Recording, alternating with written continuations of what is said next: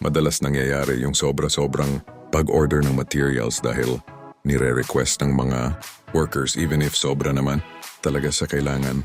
As the project owner, minsan napipilitan kang bumili dahil ayaw mo ma-delay ang trabaho. Pero ang totoo, hindi lahat ng in-order ay nagagamit.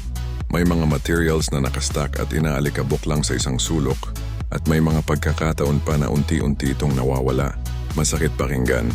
Pero sa taas ng presyo ng construction materials ngayon, malaking kalugihan yan.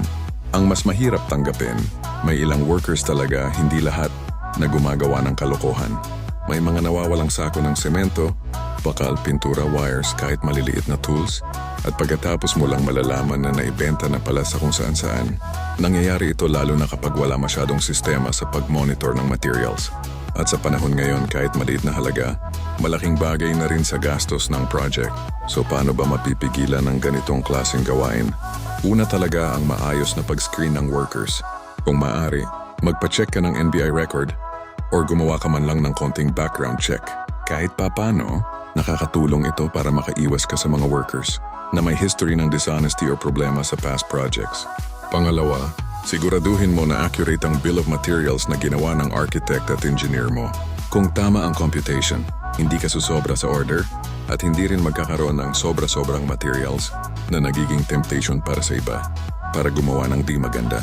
Third, napaka-importante rin ng secured storage area.